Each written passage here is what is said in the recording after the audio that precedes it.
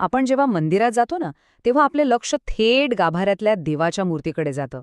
पण कधी विचार केलाय का, की देवापर्यंत पोचण्याआधी आपल्याला एक शांत, स्थिर आकृती का थांबवतीये?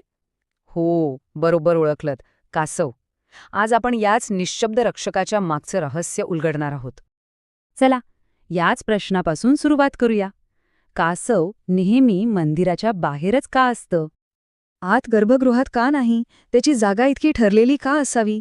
ह्या निवडीमागे खूप मोठं आध्यात्मिक कारण आहे. खरं तर कासवाचं बाहेर असण्यातच त्याचं खरं सामर्थ्य दडलंय.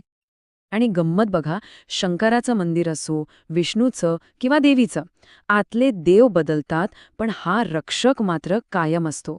या सगळ्याचा अर्थ एकच आहे. याचं महत्त्व कोणत्याही एका देवतेपुरतं मर्यादित नाही. आज आपण हेच समजून घेणार आहोत की ही साधीसुधी दिसणारी दगडी मूर्ती एका खोल आध्यात्मिक अनुभवाची किल्ली कशी आहे. एक गोष्ट नक्की, हे समजून घेतल्यावर मंदिरात जाण्याचा अनुभव पूर्वीसारखा नक्कीच राहणार नाही. बरं, मग ह्या कासवाचं रहस्य समजून घ्यायचं असेल तर आपल्याला थेट एका पौराणिक कथेच्या मुळाशी जावं लागेल.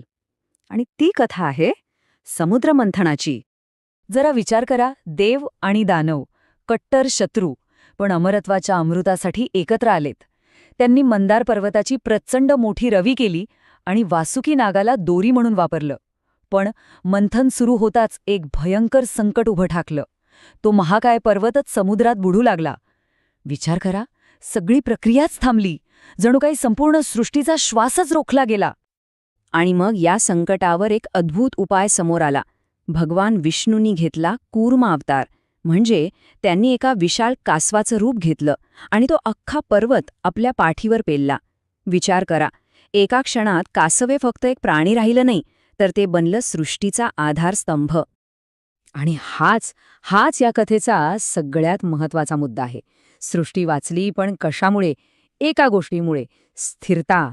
त्यामुळे कासव हे फक्त एक पात्र नाही, तर ते आहे स्थैर्याचं जिवंत प्रतीक. तेच तत्व ज्यावर आपलं अख्खं ब्रह्मांड टिकून आहे.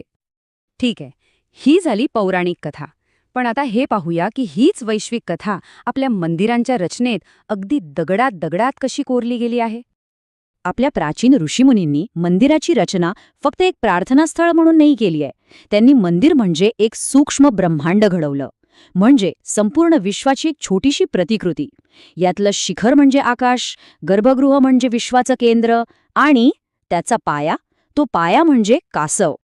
म्हणजे बघा, कनेक्शन किती सुंदर आहे. जसं समुद्रमंथनात कासवानी मंदार पर्वताला आधार दिला, अगदी तसंच मंदिराबाहेरचं कासव मंदिराच्या आतल्या पवित्र ऊर्जेला आधार देतं, तिला स्थिर ठेवतं. म्हणजे त्याची भूमिका फक्त पौराणिक नाहीये, तर ती वास्तुशास्त्रीय आणि आध्यात्मिक सुद्धा आहे. आणि आता आपण आपल्या मूळ प्रश्नावर परत येऊ शकतो की हे सगळं ठीक आहे, पण कासव बाहेरच्या बाजूला आत देवाकडे बघत का असतं? याचं उत्तर त्याच्या दोन महत्त्वाच्या भूमिकांमध्ये आहे. पहिली भूमिका आहे एका ऊर्जा नियंत्रकाची. असं समजा की गर्भगृहातून येणारी प्रचंड आध्यात्मिक ऊर्जा ते स्वतःमध्ये शोषून घेतं, तिला स्थिर करतं आणि मगच आपल्यासाठी ती ऊर्जा सुसह्य बनवतं. आणि दुसरी भूमिका आहे एका मानसिक द्वारपालाची. ते आपल्याला न बोलता आठवण करून देतं की आत जाण्यापूर्वी बाहेरच्या जगातला सगळा गोंधळ, सगळ्या चिंता इथेच सोडून आत या. हे किती सुंदर आहे बघा. एका बाजूला आहे आपलं मन, ज्यात अहंकार आहे, चिंता आहे, अस्वस्थता आहे, आणि दुसऱ्या बाजूला आहेत कासवाचे गुण, विनम्रता, शांतता आणि स्थिरता. देवाला भेटण्याआधी आपल्या मनाच्या या गोंधळाचं रूपांतर त्या शांततेत करणं, हाच तर पहिला आणि सगळ्यात महत्त्वाचा टप्पा आहे. पण थांबा, ही गोष्ट फक्त कथा आणि वास्तुपुरती मर्यादित नाहीये. याचे धागेदोरे थेट प्राचीन योगशास्त्र आणि चक्क आधुनिक विज्ञानापर्यंत पोचतात.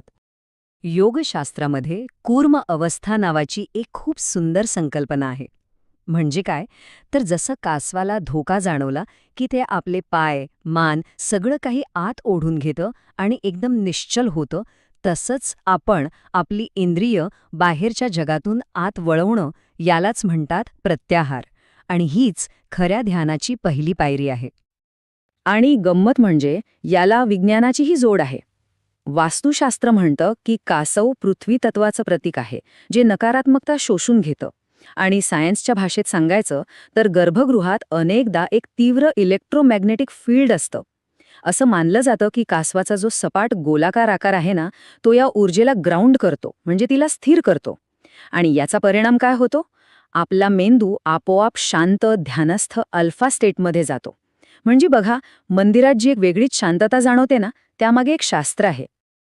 तर मग ह्या सगळ्या गोष्टींचे पदर उलगडल्यावर एक गोष्ट स्पष्ट होते. मंदिराबाहेरचं कासव ही फक्त एक दगडी मूर्ती नाहीये.